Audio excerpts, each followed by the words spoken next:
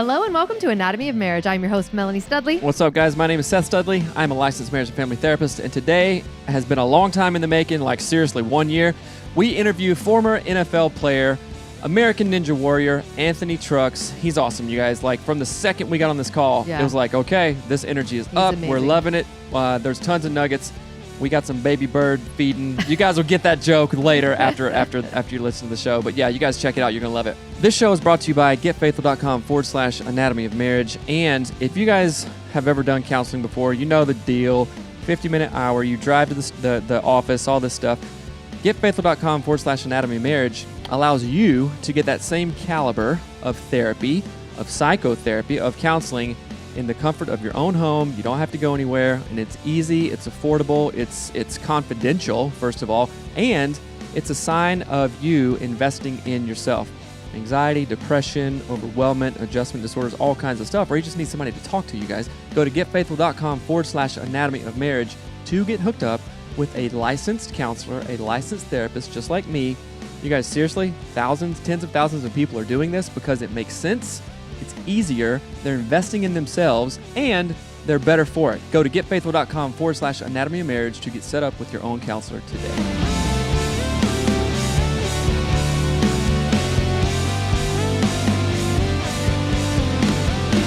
Well, man, thank you so much. I know, like, for real, and we're recording, so we can just go ahead and dive in. Right. And I think this is the fourth attempt. The first time our internet was kaput, we were kind of moving and stuff. The second, you were on vacation. The third, I don't even know what happened. And then, here we are, man. So it's meant to be. I think we're ready to roll. Let's rock and roll with it. Yes, sir. All right, man. So we'll just dive in. So you guys, check it out. We have Anthony Trucks, former NFL football player, American Ninja Warrior, high performance coach, everything. If you guys haven't checked him out, you're going to love this interview. He brings it, and it's just amazing. So Anthony, my man, how's it going? Going well, man. It's what time is it? It's now 10 o'clock in the morning. This is 6, 7, 8, 9. This is my 5th podcast today. What? Yeah. Well, scratch that. 3rd podcast, 2 coaching calls. I just go 6, 7, 8, 9, and now we're on 10. Yeah, that's what it is. That is crazy. I'm not even done until 4 o'clock today. I'm going 10 straight hours of just back to back to back. I gotta find time to go pee at different minutes of time. It's not hard. But That's then crazy.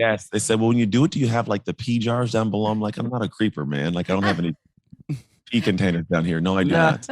That is funny. So I just listened to your interview with Tom Bilyeu, which is absolutely amazing. And so I was like, how are we going to have him introduce himself? Because Tom read like all of your bio, and it's just great. Like your life story is so amazing. So can you do like a little recap, of your entire childhood? Yeah, back in the time. Yeah. So Tom, he's good for that too. He like leaves you with nothing to talk about. I'm like, all right, interview's over, Tom, I guess. What do we? And we're done. No. I grew up in foster care as a kid. I was given away at 3 years old, so my mom didn't want me or her kids anymore, so it gave us all away to a really heinous system. We grew up with a lot of just poverty, a lot of difficulty, a lot of just abuse, right? And so at 14, I was finally adopted by an all-white family I'd grown up with for 8 years, really, really poor growing up. So like I didn't have solidarity and stability until I was a teenager. Couldn't play youth sports, then finally picked up football. Was horrible at the game because I was like 4 to 6 years behind my peers. I'd been playing forever. And so I wanted to chalk it all up. My adoptive mom, got diagnosed with multiple sclerosis. And so I was kind of in that tornado of going downhill because everything just seems to become caving on itself. And somehow I had a moment with somebody saying something I overheard that really woke me up. And I'm like, I don't want to go down that path. Changed my perspective of what I was doing. And I started putting effort in a direction that didn't make sense at the time, but made sense in the long run. And so in turn, turned into me getting a college scholarship to play football at the University of Oregon a couple of years later. So I went from being a sucky kid to being the best kid at the school, athletic-wise for football. My high school sweetheart went to college with me, which was pretty cool. Had a kid at 20 years old, met my real dad at 21 years old. And after a couple more years of college, ended up playing in the NFL. 3 years in the NFL. And the 3rd year, tore my shoulder because NFL stands for not for long. So you get in, you get hurt, you get out. And it's tough, man. It's a whole different crises because now this foster kid that was all built to the football's gone. We have a couple more kids. We're married. So now I have 3 kids, married, and I am losing myself. Massive identity crisis. So marriage falls apart. My self-esteem falls apart. Not a good dad. Business is up and down and borderline bankrupt all the time. I'm out of shape, just everything. And I got to a real dark bottom, like suicidal dark bottom. and just kind of floated for a lot of years. And then my mom passed away from MS after a 17-year battle. And it planted like this thought of like, I got to find a way out of this hole.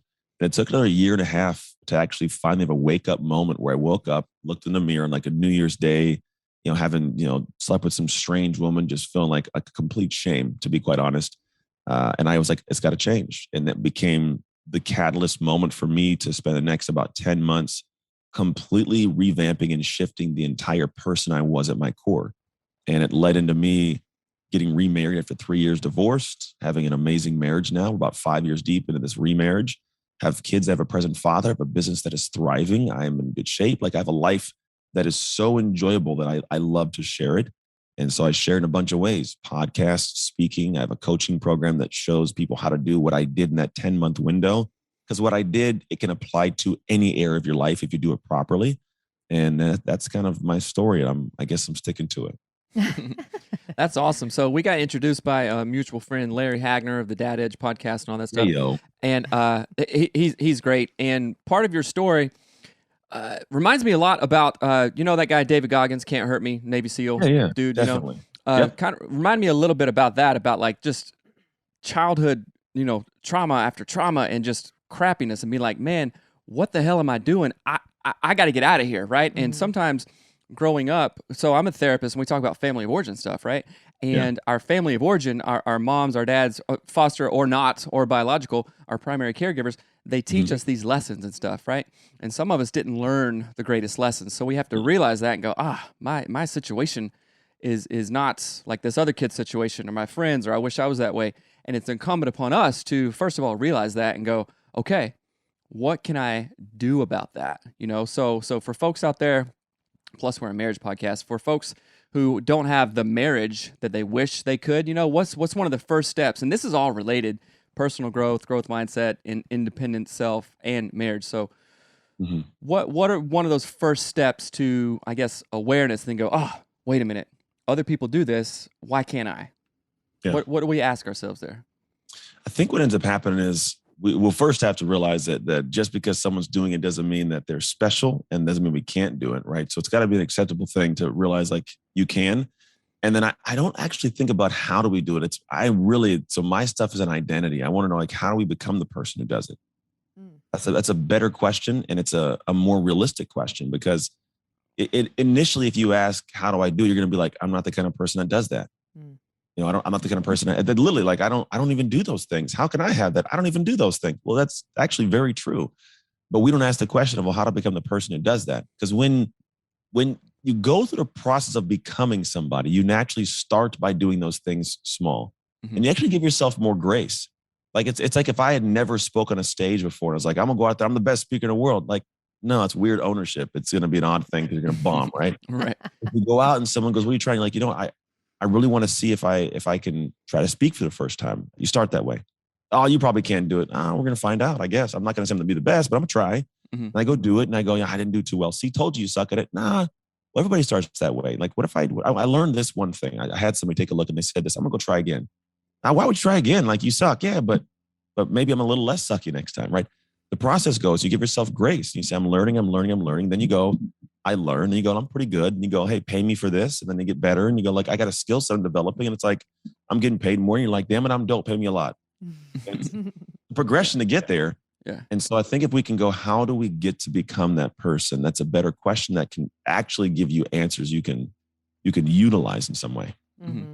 You said something in the interview that I was super, like, you used a quote that not many people use, and it is, smooth seas do not make skilled sailors. And I was like, that's what I almost got that tattoo. Like, it's the story, but I love that quote. And it makes me think of how cancel culture and this sort of desire in our society that everything should be easy, we should be good at it the first time, like that stops so many people from reaching their potential in any area, and especially in relationships, because they think, well, I tried and I sank my boat, or I tried and they laughed at me, or I tried or whatever. But I love the determination that you brought, like in that interview where you're talking about stuff's going to be hard. Like, it's going to be hard. Expect that and plan for it, and show up with strength and with whatever. And so I wanted to talk about how that like that idea of smooth seas don't make skilled sailors. Like, how have you used that to your advantage to do so many amazing things? Yeah, well, the good thing is everybody's used it. And I think we're unaware we use it. I use it in a sense of like explaining away the aspect of why my childhood was an asset to me, right? Because it's hard, but at the same time, like I learned how to navigate rough seas. So when stuff gets crazy when I'm older, I have less percentage of chances of all my responsibilities being disrupted because I can't handle hardship as an adult when I have more responsibilities. But what I've noticed is the hard stuff, yeah, it is hard. It's naturally supposed to be that way, but there's a cool little nuance here of what people miss out on it. You're saying like, I tried this, but I'm not good. I didn't get this thing. I didn't get here. And whenever you try things, two specific pieces of the pie fall into place. The first piece is if you do something in a stance of whatever it is, you're doing it long enough, you actually do in time develop the ability, the skill set. It happens. Like you develop the sense of like, it's who I am because I've been doing it for a long time. But the problem is too many people are married to the outcome, not the effort. Mm-hmm. I want this outcome. I want this thing. And I'm constantly measuring myself up to whether or not I got there. Well, you didn't get there. So just because you didn't get there today, you suck now? No. I use this quote I tell people is you cannot question the purpose just because you lack the progress. Mm-hmm. Or you got to just be okay with like being married to the effort. Because when you're married to the effort, what happens? It's like, I tried that. You didn't succeed. Yeah, but you see how hard I tried? Like, hey, my way out there gave it all. Like, I have the energy that's a positive emotion. So I'm going to keep giving the energy because I'm enjoying the fact that I still show up and I keep doing my thing, right? And then here's the missing piece of that, even that being a thing. So let's say that I go to the point of saying like, I'm going to be married to the effort in the direction of my outcome. Let's be honest. I got to go in the direction of my outcome. I love it. I did good. I did bad. I would only feel bad if I didn't give full effort, right? But I gave full effort. So even if I didn't get it, it's cool. I still gave full effort. Let's keep trying again. Mm-hmm. But what I love about this is whenever I do something over time that was hard, I develop an unshakable sense of pride. Yes. And the pride thing is the beautiful piece that's like this nugget of just, when you can be proud of yourself, that's the thing that so many people lack, I think. They go out into the world with no pride and no true ownership. So what happens is they actually get to a point of self-sabotage. And I'll explain why. You come down the rabbit hole with me, people. No, this is good. Love it. So if I haven't done the things to build the pride to say like, I'm the great, right? Well, as humans, we will actually never settle for less than we believe we deserve. So if I haven't built the pride for something high up here, what ends up happening is I will actually settle for what I believe I deserve. But it ends up being down below because here's where my pride's at. I didn't do the hard work because God forbid I go out there and have a little bit of effort, have a maximum outcome, and people go, but you didn't earn that. You don't have to do that. They poke holes and now you feel like, oh, shame, But imagine that you were married to the effort and I showed up every day and I built pride. And all of a sudden I got a skill set and I feel good. And I go out and say, you know what? I want to shoot for this. And if I go out there and only get this, I'm like, I got to keep going. I deserve this, right? There's a different pull. And so somebody goes up and goes, what makes you think you believe that? Well, you know what? I've been the last 600 days doing this. I've been this for the last 2 years, 3 years. I've been digging. I lost this. I built this. I did those things. And so now I believe this is my thing and I will never settle for less. And so the climb is different. And the only caveat was I just went back to the beginning and got married to the effort. The effort created the outcome and I have the pride to keep it. I love that. I super love that. And you tap me on the leg. That's our signal to talk. But I want to stick on that for a minute. So I finished 75 Hard. I've done it twice, right? And the first time, the 75 Hard program, it's hard, And the first time was like, oh, this sucks. But it is not the end thing. And then one of my favorite guys, Ed Milet, talks about we build self-confidence, self-esteem by keeping the promises that we make to ourselves. And then that turns into pride, like you were saying. And it's not like an ego trip kind of thing, like, oh, I'm prideful. No, it's an earned thing. Like, listen, I earned this. Nobody can take it away from me. I earned it. It's mine, So you can do it too. Just as much as I did it, you can do it too. Yeah. And so one of the things 75 Hard taught me was like on the 40th day when I wanted to puke and it was freezing cold outside and I had to do my workout, I showed up, right? So I was married to the effort of like, I'm not looking to day 75. I'm looking to right now executing the things I got to do. And then after you do that for 75 days, you keep a bunch of promises you make to yourself. You feel really good on day 76. You know what I'm saying? And so stuff like this, I love this type of thing because it doesn't only have obvious implications for who we are independently, but how we show up, how I show up. If I'm like up here and got all this pride in a good way, how do you think I'm going to show up in my relationship with Melanie? You know, and how attractive is that going to be? And vice versa. When she does that same thing, then we're like, okay, we're just like going to the top, not in a bad way, but in a together. Yeah. And together. And like one of my things is also is like, okay, if I can do it, if you can do it, if she can do it, what's stopping you? You know, write down your excuse for me. You know, say that you said something on Bill You Show. It's like, say your excuse out loud. You know, stupid. I can't do that because of this. I'm like, okay, well, let's frame that and put it on your wall. You can have it if you want it, but I'm not buying it. Yeah, I like that. There was another part of that too, where you talked about in like working hard for what is it? You literally just said it. Not being married to the outcome, but being married to the effort. The effort. Goodness gracious. And you said something that reminded me of like when you're in it like that and you're saying, no, I'm dedicated to this. I'm going to work really hard no matter what. I'm going to try for this long-term goal, but I'm dedicated to the effort. It makes me think of times when we've been in arguments and he's wanted to give up and like get super mad. And I'm like, no, this one stupid thing, whether like, what is it? Where you left your socks, who parked the car where, who got mad at whatever.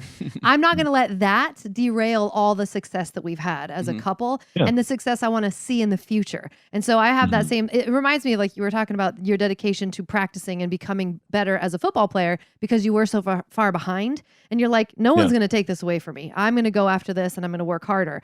And so I would love to get your take on like, how that actually sort of transmutes into our relationships and what we do and all of that stuff.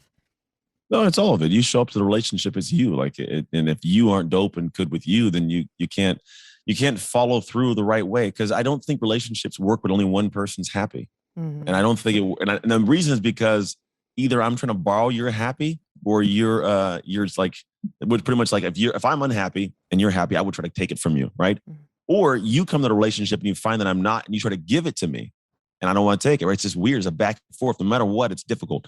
So what I find is when you have somebody who has a sense of settled inside, which is a really interesting thing. I find that I don't do well around people who aren't settled inside. When there's a lot of chaos, they like craziness. And I'm not talking about drama. I'm talking about genuine, like unsettled. It's just weird. I don't even know how to talk to you, handle this right. You know, so it's like, I can't handle it. And so when you have people that do something that they love, that makes them feel great about themselves, they come back to their relationships happy. I think that's the most important part of it. Like my marriage works right now because there's certain things I lean on my wife for and certain things that I don't ever need to. Early on in the business, I thought I needed to have her be completely up to speed with everything in the business. And if not, we weren't in communication the right way. She's like, I don't care what you do. She's like, I love you and I care about you. She's like, I don't really care. She's like, I want to. She's like, but I don't, you're making me have to care. And it's weird. And I'm like, but I want you to, right? And I came to find it would make her unhappy. It would make me unhappy. She felt like she had to give me something. I always felt like I wanted to take something. And I come to find it's like, no, I don't need to go there with that. I have people that in my world that I can talk to about business and I can be happy over here. And then guess what? Now I come back to the relationship happy. She doesn't feel like she's giving me anything, and we get to be joy together. And she has her stuff she does. I kind of know what she does more than she knows what I do because I'm a weird guy. But I also in certain areas I'm like, I don't care what you're doing over there. Just go do your thing, right? But then when we come sit on the couch, don't be in a bad mood. You know what I'm saying? Like be in a good mood. Yeah. And then we're good. So the relationship, I think it ties together because if you bring the right people to like the party, we'll call it, who have done the things in the background that we're talking about, it makes it actually effortless. It's like I feel more free in a relationship than I could ever have felt single. Right. I love that. That is good. I gotta say something, lady. I got to. So from a family therapist perspective, we call that differentiation of self, and this is going to add value to our listeners here because we get a lot of this stuff, and we've also gone through it ourselves. So what you're talking about is being differentiated. Like, I can be happy, I can be solid, I can be settled, even if my wife or even if my husband is not. That's their thing. That's their work. I love them. I respect them, but I can't do that work for them, right? So you're talking about like what you and your wife, what you had mentioned was, okay, yeah, I don't need to know all this stuff about your business. I don't, right? I love you, I care about you, but no, profit and loss, all that stuff, I don't care, right? Taxes, I don't care. And you could hear that and go, oh, okay, that doesn't mean that we're not connected, we're not on the same page. It's just not her thing, right? And then some of her stuff isn't her thing. Then at the end of the day, we can come and sit on the couch and spend real quality time together, but so many people, we call it like being fused or being in enmeshed systems and stuff like that. It's like, oh my gosh, I'm so unsettled. I can't be happy unless I know everything is cool over here. And then the other person's like, listen, you're making me do all this work. It's driving me crazy. But then that just makes them like pour more fuel on the fire because our anxieties and stuff like that. So that's really good. Just tell me maybe a minute more. How did you guys come to that realization? Was it after a ton of talk or like, yeah, it's just seeing the normal thing to do? How did you guys get there? You got divorced? Okay. That's serious. Well, I knew that part, but that eyebrow raise it was that like way perfect. before. Yeah. No, we got divorced. And then, but we were 16 years old when we got together and we had to figure out ourselves, who we are separately. It's very, very interesting. And then what ended up happening is we got back together, right? And in doing so, I started, I think, navigating the conversations different. I started hearing things different, seeing things different. And part of it started to come to pass of like, I would actually ask myself these questions before I would lean into her. I would ask like, do I really need her to have to look, why am I needing this?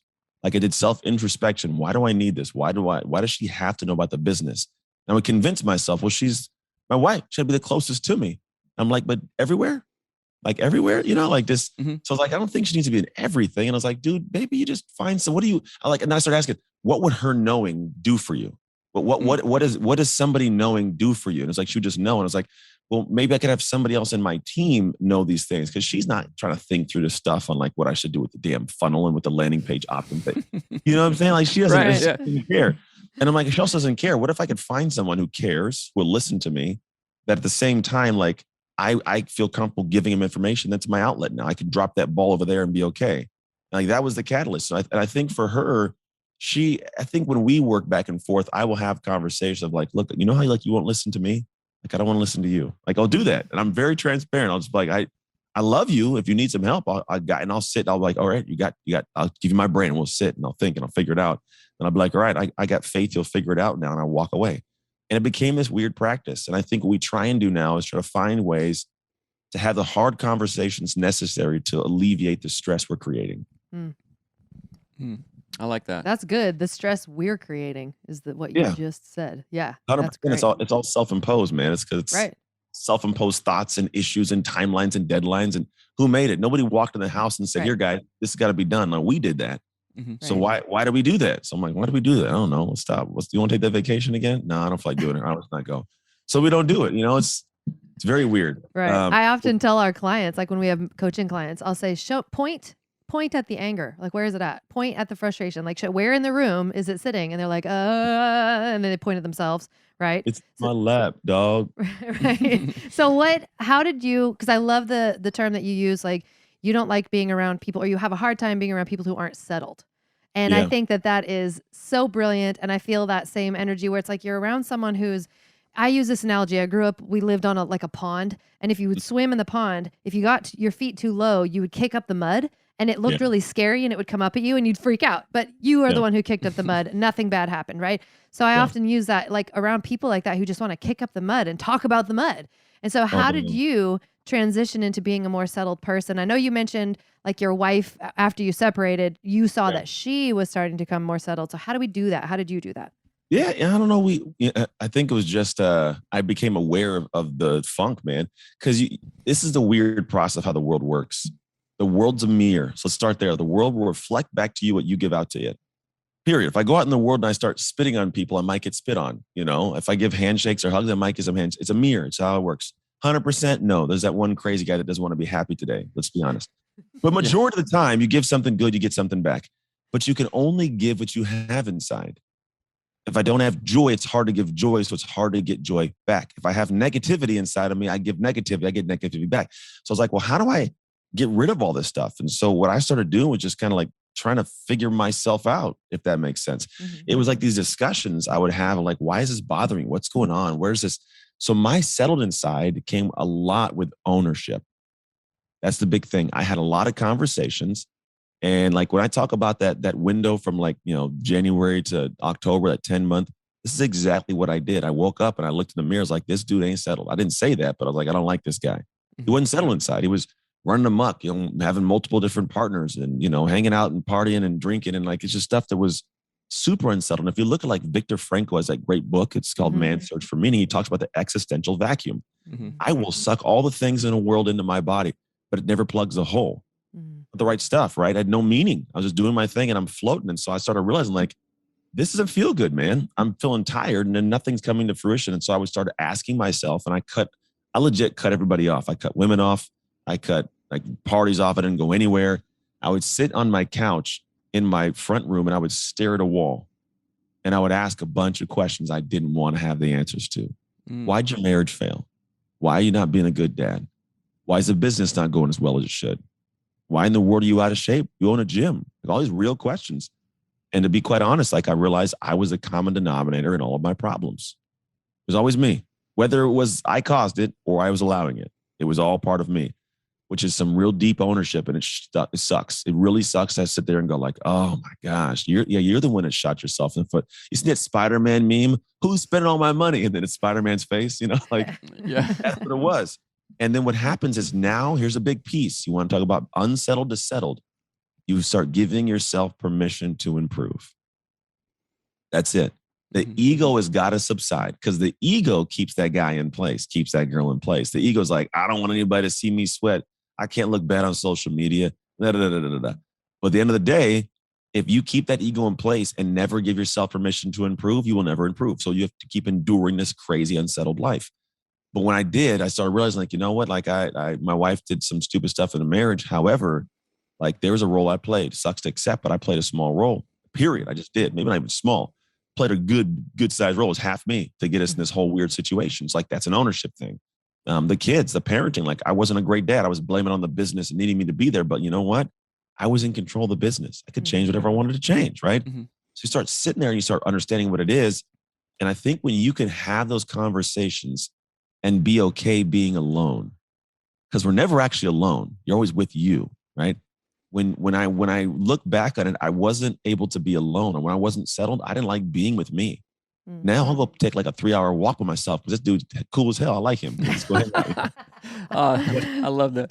You build into it. And then I think that's the thing. The more you build at that level of like, I'm doing the work. I'm finding out who I am. I'm answering the questions. I'm answering the questions. I'm doing that stuff. I'm giving myself permission to improve.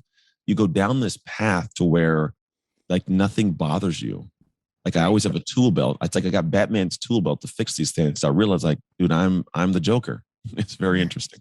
That was good. That is good. Have you heard that quote? I think it's who knows who it's from, but it's the biggest challenge is for a man to sit alone in a room with himself. I've never heard that. Oh, I can't remember. It's like Viktor Frankl. It's someone like that. It's a quote like that talks about the biggest challenge for a man is to be able to sit alone in a room with his own thoughts. Right. And cool. I love that because you said like I sat on my couch and looked at a wall and talked to myself. And that's where I think so many people who feel that unsettled feeling, they want to go out. They say, no, I got to go talk to a therapist. I got to go talk to my mom. I got to talk to my friend. I got to talk to my guys, blah, blah, blah, all that stuff. And then they look for people to blame. Yes. So it's everything is externalized. It's pushed away. It's never like, and then I played what part and I continue to do what thing that's not helpful. And so I love that extreme ownership, that responsibility element of how did I make part of this happen? And I know that your wife cheated on you, right? That was why you got divorced. Is that correct? Yeah.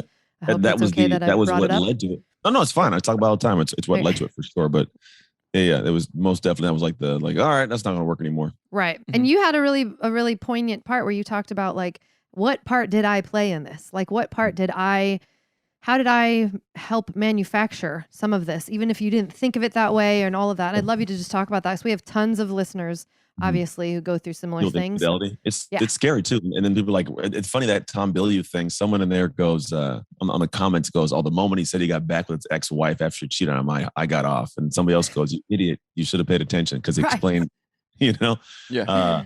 Because here's the crazy thing. They have websites. Ashley Madison exists because this is a prominent part of our world, unfortunately. I wish it wasn't, but it's part of it. And I will say this, based on what we have now, I would go through it 70 times over to get what we have.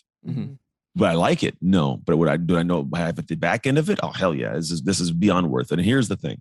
We were 16 years old. We didn't know what the hell we were doing. We were kids having kids, building up, growing up. We didn't have any base of knowledge. I think we were just like using each other as like these gaps when we were kids. And so we just built up, had a kid, we're locked in. Then we get home and there's a sense of, I've been with you since I was 16. We got a kid. I know you. We're just going to just be chill. So I actually got to the point of just being chill. Like I wasn't doing the things a good husband does anymore. You make excuses. She ain't going anywhere. When you take things for granted, things feel like they're being taken for granted. Really, like, so not only am I not helping as much, but she got these newborn twins and a 4-year-old at the house. And it's just crazy. That's too many kids for anybody, to be quite honest with myself. And then I'm at this gym and I'm not even making money. I'm at the gym trying to make money. I'm there from 6 a.m. to 10 p.m. I'm not even present at my home. So as far as she knows, like I'm gone all waking hours of the day for months. And I'm just like, she's going to be there. She'll be fine. I'm doing this for the family. We're going to be here. She's fine. And I really didn't realize I was doing it for me to fill the gap of no more football. And so what happens is she didn't do things to intentionally hurt me. And I think that's the hard thing that people, whenever you feel so hurt by the person closest to you, the thought is, how could you do this to me? Mm-hmm.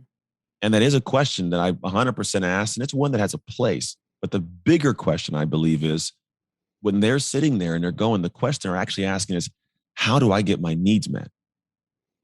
The thought wasn't to maliciously damage me or maliciously hurt me. It was just to do for them because they weren't getting done for them what they needed. Someone present, a conversation. Like that was the needs, the physical, the intimate. It wasn't there. Right. So should she have come to me and had a different conversation? Oh, 1,000% yes. We are in 100% agreement. She made a horrible decision and she understands that. We agree upon that. There's no question. But I had a role in us even working the relationship to a point in time where she even thought she needed to make a decision in the first place. That's where my fault lies. Past that, that's on her, right? Now, when you go to how can you forgive, the way that I learned to forgive was realizing what I said a moment ago. She didn't actually do it intentionally to hurt me. And to be quite honest, there's that Sun Tzu statement that says, when you finally learn to like fully understand your enemy, you learn to love your enemy. Mm-hmm. And I think it's because you start to understand the human. Like when I can put myself in her heart, it's like I'm at home and I'm tired and I'm being faithful. I'm not being reciprocated. I got these kids and they're driving me insane and they're crazy and their dad's not here and there's not money coming in. We're not even paying the mortgage and it's dark and it's quiet and I can't talk to him. He's not here. There's a darkness there. Like we call it the dark times, to be honest, in our marriage. It's labeled the dark times. Half the stuff we can't remember. It's just dark, right? Yeah. And that's what it is. So I'm like, that is a heavy place. And I hate to think that I was part and left my wife in that dark place alone. When I got married to her, rich or poor, all that stuff. And so now I'm the person responsible for her actually feeling like she's out on an island by herself with no one to support her. And so when you feel that, it's like, damn, that had to suck. Mm-hmm. So when I go to the stage of forgiving, like I'm forgiving because I realize the pain I caused. And that's where we can move to the next stage of the marriage and go, okay, great. Well, I hate how it transpired. And there's different stuff to work through with the physical nature and all that. This, to be honest, that's a whole different conversation. Right. It's a journey, right? Mm-hmm. But the catalyst to it was like, I realized my role. She realized what she did. We both made amends for that part of it. And in trying again, the thought was like, what if we can create something way different than that? A different conversation, a different way we did things, a different way of asking, a different way of telling, a different way of hearing, all these things. And so the more you kind of go into creating something different, you create something better. Mm-hmm. So our marriage now, 1,000,000 times better than it ever could have been had that not happened. Yeah, that's awesome. There's two things. One is, a part of our story, like Melanie punched me in the face. I had to sport a black eye for like 2 weeks, not cool. And that was only like 4 years into our marriage, right? And that was the dark times. Like we were both like had suicidal thoughts. We're like, this sucks. We got to get out of here. Just craziness. And that went on for 2 years. Would I trade that for anything in the world? No, I wouldn't, because we have this. I mean, the studio, the podcast, the coaching, all this, we have that from the lessons we learned, right? And another thing that you said earlier was, because you're talking a lot about creation right now, and you said what you create creates you, right? Yeah. And I wanted to dive into that a little bit. So that goes to like the darker things and then also the good things. So if I create an environment that's maybe dark or negative or self-loathing or anything, then that's what I become, right? So if I'm creating the opposite of that, that's what I become. So can you talk a little bit about that? Like, how did you create this new this new you, like, post affair and remarriage and stuff like that. Did you and your wife like talk about that? Like, we want to be different people. This is how we're going to have to do it. I think we had to be different people to make it work in the first place. Right. I mean, to be honest, when it got to the back end of that 3-year window, like, I mean, we had those full out text messages back and forth. I hate your guts. It's all your fault for years. For years. We had a lot of craziness happen. I don't say this very often, but there was a moment in time where one of her ex-boyfriends came to my house when she was there, like hiding from him, and I shot him in his leg. What? Yeah, we had some weird stuff. It was weird. That's badass. I like that. I'm like, okay, made Seth's day. I love that. I don't have pride in it, to be honest. It's one of those things I'm like, yeah, it's cool. And I only say that to let everybody know that stuff can go crazy, and I'm human, right? And to be honest, like, I did nothing wrong. The police told me if I'd have shot him in his head, I'd have been justified. Like, that's crazy to hear, but I'm like, nah, I ain't living that life. So I say it all to say that we were just different people. And then what took place is when I woke up that day and I was like, I don't like me, across town in a different city, she was over there and she had found this, her brother had given her this book by Joyce Myers. She woke up. Joyce Myers, like my favorite person ever. Keep talking. Yeah, so she gets the book, and the funny thing is, her brother's not the kind of guy to give books like our joke and my joke. I guess maybe not hers as much. I'm like, he must have got it while breaking into cars. I don't know how he got the book. Like, hey, that's how it came. That's I know, good. right? The Lord works in mysterious ways. Mysterious ways. So he ends up going in, give the book. She wakes up one day on a Sunday. She's like, I'm by myself. The kids aren't there. I'm hungover, and I can't get a hold of any of my people. And I just sat. She's like, I realized that this can't be my life ongoing. And so she started doing her own work. She found Christ. She started doing her own thing. And on my side, I was also like, it's around the time I kind of like, forgave. I made amends for my role. And I think in doing so, it allowed her to not feel like she was going to operate in shame. And if she did try and come out, that I'd squash her back down, kind of thing. And so we just kind of became through different stuff, two people. And that creates is it travels in different areas. It's usually for an identity thing, but it covers here for sure. Because what happens is the process of creation is hard and it's difficult and it's long and it's arduous. And so my journey was like, I talked to the guy she had an affair with. I made amends for people in my life that had wronged me. I owned up to stuff, apologizing to my kids. I apologized to my ex-wife, and like all these things that go on. That's the creation process. And in doing so, you become more of what you're doing. So I became more the forgiving guy, became more the loving guy, became more the owning guy, became that guy who could do these things. Most people are like, are you crazy? What's wrong with you? I'm like, I don't know. It felt right. It was the right thing to do. It didn't feel easy, but it felt right, if that's a better way to explain it. Mm-hmm. And so on her side, she did the same thing. She finally really apologized. She stopped doing certain things. She would, show up. She'd be more present. She wanted to do more stuff at the park with the kids. She'd ride her bike and walk the dogs by my house randomly all the time. These things started happening. And then at one point she's like, hey, do you want to go take a vacation to Costa Rica? Because I want to get away from our town. I just want us to be, I don't want to be together, but I don't want to be in this town. I was like, yeah, I'll go hang out. So like that was the build. But we were both in our own worlds, other sides, creating these better lives. And the better lives created better people.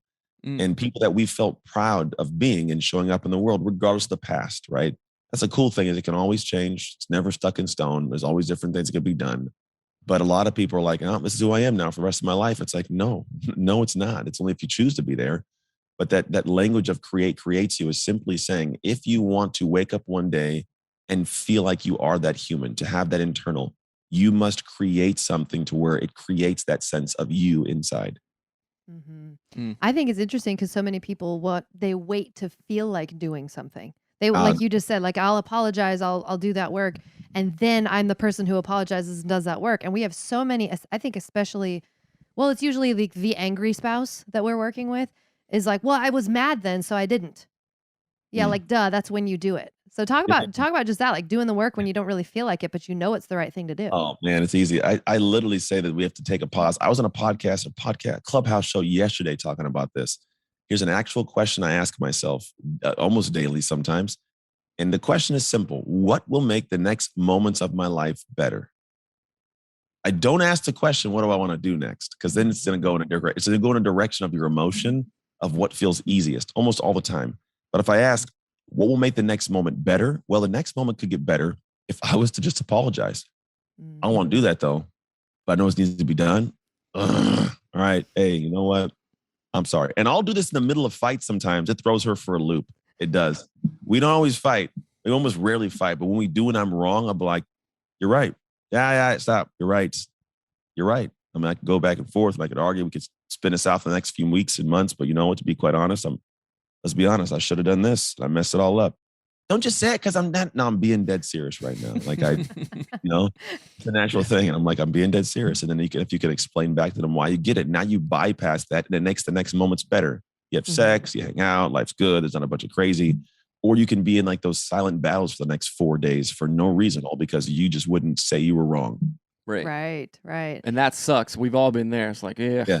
She still does it, man. It's hell of annoying. Yeah. She still has this thing where like she'll know she's wrong. And in the moment, I'll explain to her, and you can see in her head, because she's a logical person, she gets it. And I'm like, I know I can see you get what I'm saying right now. No, I don't. She'll do that. And then like, whatever. And then it'll last for a couple of days. And then when it calms down, she'll be like, yeah, I knew. I just didn't feel like admitting it. Yeah, I knew. I think that happens with us. Everybody. More so from this way to me. So yeah. Yeah. I'm the one who'll I'll stop a fight. Yeah, you'll stop I'll it. stop a fight. You'll stop it. So I want to be mindful of your time, but talk a minute for this thing that you call transformational identity shift coaching. And I know we've been talking about that, but let's stick there for a minute. Yeah, we haven't really talked about it too much. At the end of the day, what we're talking about is in the framing of a relationship and all these things that come to pass. They're all outcomes in life we desire, right? I want to have more money. I want to have a better body. I want to have a better house, car. I want to have a better relationship. And these are all things that we can have if we're the person to have them. I do not believe you can have a dream that is beyond your current identity. I don't think it's possible. I've tried. And then what happens is either you mess up along the way, it drains you and burns you out, or you end up getting it and then it's quickly lost because you don't appreciate it, like win the lottery, right? But the reality is if you look at what I do in my coaching, I am saying, okay, what do you want? We lay out what we want. And I go, okay, great. Well, who is the kind of person identity-wise that has that? Because the reality was, in my opinion, and when I realized it was like, if I was already that person, I would already have those things. And if you think about it, go logic with it. Let's say that I know what to do. We're in a world right now with too much information. I call it the epidemic of shelf esteem. I got stuff on the shelf, feel good. It's all in my head, right? But then what happens, it's not in my life. Very rarely is it in my life. I go, damn, it's really weird that it's not. And I go, what's the problem with a lot of people? And I go, okay, well, most people know the stuff. And what happens is, well, if you ask somebody in the moment, say, I got to get this done at 12 o'clock, it's got to get done. And 12 o'clock rolls around. And most people go, I'm tired, had a long day, couldn't get it done. And whatever it may be, some excuse. And then I'll ask clients of mine, like, what happened? I had this long day, that whole thing. And I go, what did you say you had a dream? What was the dream? And they'll tell me the vision. I go, do you know what to do? Yeah. Well, you gave me an excuse. Yeah. Okay. Well, the person who has that thing, would they have made that excuse? And it's simple because the answer is no. So I go, so it's not what you know, it's who you are with what you know. So when I look at what I'm doing with my coaching, I'm like, hey, what do you know? What should be done? Okay. How do we get you to become that person? How do we shift you into that person? Because when you become that person, those things get done and you get to have the stuff you want. Now, the cool thing is, it's not like I have to do all this work to shift and then I get what I want later on. The way it's done is that creates. We are actually achieving while transforming the entire time. It's a synergy. It's a marriage of two parts. Right. So where some people think like, I'm going to transform and then I'm going to achieve. No, you don't. You also don't achieve and then transform. You do it together. And so if you go into the focus of how do I structure a life process that tells me where I want to go, which is who I want to become, but you can be based on what I want to have, right? You can start what I want to have or who do I want to become. If you go with what I want to have, say, great. You want to have that? Who has that, right? Or you could say, who do I want to become that has that thing? You can go whatever way, but eventually that's the end result. Then we go, okay, great. Where are you at now? Because most people, they cannot see the label because they're inside the jar. They don't know where the hell they're at, really. They're just kind of floating around doing things, working hard. And I'm working hard, but who are you really? Oh, I'm this guy. No, you're not. You don't even see this is why you're still there, right? Figure that out. And then we chart that path between to create over time. And then it's kind of like being at a coffee shop on a Friday at 2:00 in the afternoon. You get there, you got some work to do, and you're on your phone, you're scrolling, you're like, I got to work. And you sit down for the first 5 minutes, you're trying to focus. And all of a sudden you pop up 3 hours later. It's like, oh crap, I got to go. I lost 3 hours, but I got so much done, right? That's how the shift works. First week, 2 weeks, you're focused, and all of a sudden it just drowns out. And you pop up 3 months, 4 months later, like, whoa, I'm in better shape. My marriage is better. I got more money. That's the work I do. Okay, so help me understand this and tell me if I'm thinking correctly. So I'm going to reference back 75 hard, right? So I decided to do that, and I was like, okay, I'm the type of man, the type of person that finishes a program like 75 hard, right? Like in my mind, I'm like, okay, I am that type that I took on that identity. I'm going to finish, right? Now, I hadn't finished yet, but every single day I was doing things that was getting me there, right? So I was transforming while achieving at the same time. Am I going down the correct line? Because I honestly I want to know. Like when I decided to do that, I did it too. You did? I did. I lost like 37 pounds doing it in the beginning of the year. I was fat. I got fat, dog. That's an awesome program. I sent home in a bunch of wine. The one caveat, which is a problem with the program, but I don't think it's a problem because the way it's designed works, because it's mass developed, is where you said I'm the kind of person that finished the program. I would say I'm the same thing. I was more so the kind of guy that finished each day. And that was the thing. If I don't not get this done today. It's not the kind of person. I'm not the guy who doesn't finish this today. And the thing is, it's built in a way to create that person. Even if you aren't that person, just focus on, I got to finish the day. And the more you finish the days, the more you become the person who doesn't finish the days. Because I don't want to let this guy down that spent 37 days doing the same thing every day. Right. So you're becoming that guy. And then what happens is what's cool, I really like about the program, it gets you into a good rhythm. That's what it is. It's a new rhythm you're resetting for your entire body, your entire life. The one caveat that I don't like about it is he doesn't tell you what to do. He doesn't tell you the food to eat, the structure to eat. Like, it's kind of like, here's a process, do this stuff, but guess whatever workout you want to make up, go ahead and choose some food. Where I'm going in life, a lot of us do that. We just go and start doing things and we get to the back end and we go, I'm better, but I don't know if I'm better where. Am I better in an area that maybe I could have been better and I've been in this direction? For example, the workouts. I'm better because I'm doing a workout, but you know what? At this point, I'd like to run a marathon, but I just gained 20 pounds of muscle, like it may not be that. So the idea is if you do what I'm saying, it's kind of the same structure of do some similar stuff every day. In fact, we get down to doing 5 things a day, very similar to that structure. It's just psychologically sounds probably where he got it from. But I look at, all right, am I doing the things that are going to take me at the end of this to the exact location with certainty that I want to be? That's the one thing we don't always do. A lot of us, we start working towards things. We don't think about what am I doing and who am I becoming with these things? Because I might do these things and go, you know what? I followed this direction because my boss, Sharon, said to do it. But I just realized I hate Sharon's life. And so does Sharon. Now it's like, damn, you know what I'm saying? So like you start noticing. So I'm just like, you should do the same thing, but do it with more intention. And I just do some similar stuff in the realm of life, not just your physical body. Right. I want to ask you. So it's funny. He did 75 hard. And when he was doing it, I was so mad at him. I was like, I calculated the hours that he was not spending at home. Like, that's how stupid I was about it. And about 3/4 of the way through, I was like, I love this version of Seth. I have never seen someone so dedicated. He stopped and then I started. So I did 75 hard right after he did it. And I love the way that it sets in routine and rhythm. And it like totally transforms your day. One thing that I notice in a lot of like our coaching clients and people who write into our show is that they love to stay stuck in their excuses. Like it's their favorite thing ever, but they don't know it. And they'll talk about how much like, I want to be, I want that life. I want that. I wish I had that money. I wish I had that body. But it's like, well, what the hell are you doing to get it? So I want why don't you kick some of our listeners' asses there for just Well, the problem is no one wants to be homeless. Bear with me. I'm gonna go somewhere with that. Like I drop little nuggets out. I'm gonna feed you, baby birds. Here we go. So the idea is that a lot of us have these identities. It's like a house we built. This is who I am, and I feel comfortable in this house. I built this house, and the idea of leaving this house is scary because I would just go be homeless, and no one wants to be homeless. I don't want to feel like I'm not somebody, right? The problem is at a certain point we go, I hate this house. I don't like this house. I want more than what this house is, but I haven't built another house. So what we do is we have to kind of like be okay to leave this house for a day and go try this new thing, but build that little house and come back to the house. And I leave the house again. I go build a little bit of the house. I come back to the house, but you can do that. And eventually you go, you know what? I'm spending more time at this new house than at the old house. After a while, I'm like, F that house. I built a new one. Right. So you gotta get out of the conversation of keeping yourself protected in that house and going, I want more than this house, but this is the only house I got. Build another house. Baby steps. Leave the house, go do something, come back after a while. It's livable.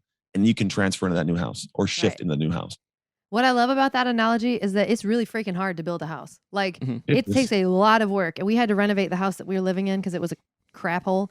And it was literally like, it felt like we just worked 24 hours a day, but we wanted this land. Yeah, all day. And you're up till 2 a.m. and whatever. But the house is better though. It's like it feels better because you were in it, right? You did it. It's all ours. It's on our land. Like it's all the things that we were trying to work toward, but it took a crap ton of work. And I feel like that's where I just don't have any patience anymore. And that sounds weird, but I don't love when people want to tell me all the reasons they can't do something and bitch about the fact that they don't have the outcome. Like if you grab that hammer, you want to move into that house, get your tool belt on. Don't tell me that you don't want to swing a hammer anymore. Right. I totally get it. I don't listen to those people after a while. Here's what I tell them. I tell them this. I say, you don't like that? Okay, cool. Let's this. What's the problem? They'll give me some excuse. It's usually external. Like, okay, great. So you know it exists now, right? Yeah. Okay. So now here's a reality you don't want. Every moment that you still experience this, it's your fault. So if you want to complain, it's great. Like I've had people that best friends of mine that were in relationships kept complaining about the marriage. I'm like, bro, have you said this to her? No, I haven't said anything yet. Well, then how's she gonna know to fix it? I don't know. I said, well, then every moment you're in this marriage, you don't want to be in it. It's your fault. If you're not going to tell her, you're not going to do anything, bro. I don't want to keep hearing about it. Change it. Talk to her, change it, something, because now it's your fault that it's enduring. So these people who keep doing these things, I ask them, okay, what have you done? Well, nothing. I don't want to say anything. Well, your fault now. You're stuck there, and you're the one that keeping the door closed. You're like, how do I get out of this pull door? I keep pushing it. Well, you gotta change the direction of energy, and then it'll change. Oh, that's good. Change the direction of energy. Like that's much more than just physical. It's like mental, spiritual, even, and like unlocking all that stuff. So, my man. So for our listeners, all you guys are baby birds. We've been fed today. You know what I'm saying? Just like dropping little nuggets of stuff. If people want to find what you do, want to hook up, want to listen to the show, where can they go? Where can we direct them to? First off, we can't hook up. I'm married, so. Well done. Oh, there you go. Okay. You know what I mean. Yeah, laugh track. Little laugh track. No, if you go to Instagram at Anthony Trucks, it's the fast way to find me. And then I have a book coming out August 24th called Identity Shift. If you go to identityshiftbook.com, and then you get the book. It's a real quick process, and use the code AOM, Anatomy of Marriage. You'll get a free audiobook, workbook, and a digital book with the book. Awesome. Thank you so much. Oh, man. Did you do the audiobook? You recorded it? I am in the middle. I did record, and then I had to re-record because apparently my audio compression sucked. But yes, I am the voice of the book. Oh, that's my favorite. I love audiobooks, and they're always better when it's the author who's reading them. So I'm glad to hear it. And you also have a podcast, a website, your own coaching program, all kinds of stuff. You guys, you got to go check that out. I am so thankful to the Lord and the angels that we finally got to do this. Man, it's so much. I love going back and listening to our shows, and this is one I'm going to listen to like two or three or four times just to get those that wisdom and stuff. And so one last question. What is bringing you jazz right now? Like, I'm totally into this thing. Didn't think I would be, or whatever. It can be anything. I am geeked out over family, man. I'm in season of dad. I have a son who's a senior in high school. He's going to be in college next year. I got twins that are doing swimming and doing football. I'm the D coordinator for my son's football team. I've taken my son up to Oregon to go do some tracks with a guy.